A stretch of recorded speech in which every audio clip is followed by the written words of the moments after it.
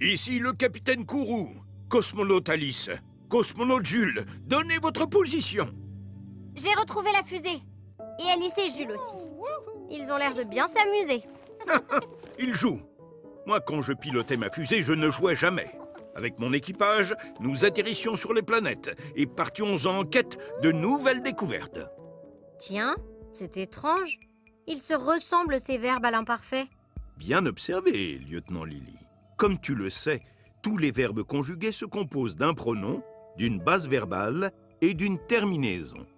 Explorons d'abord la base verbale des verbes à l'imparfait. On le voit ici. La base est toujours construite à partir de la première personne du pluriel du présent du verbe conjugué. À moi. Au présent, la base verbale est donc joue. Et c'est la même pour l'imparfait. Bravo! À l'imparfait, la base verbale est régulière. Elle reste la même pour toutes les personnes du verbe conjugué. Quand j'avais ton âge, je connaissais... Tu connaissais AIS, il connaissait AIT, et au pluriel, il connaissait AIENT. Mais nous et vous ont un I. Nous connaissions IONS, vous connaissiez IEZ. Je vois que tu sais parfaitement conjuguer un verbe à l'imparfait, Lily. Mais ça n'est pas une raison pour couper la parole à ton capitaine. Et toi, Jules, va donc aider Alice. Et plus vite que ça. Désolée, papy.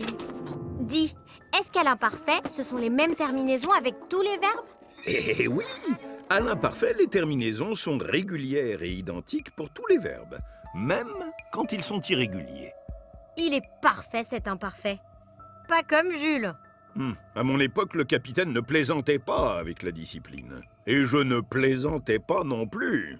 Il plaisantait, je plaisantais, mais on entend la même chose. On peut hésiter pour écrire la terminaison. Pense aux pronoms. Avec je et tu, la terminaison à l'imparfait est AIS. Avec il au singulier AIT et avec il au pluriel AIENT. Bien joué, Lily! Pour conjuguer un verbe, tu dois bien vérifier le pronom sujet et accorder avec la personne.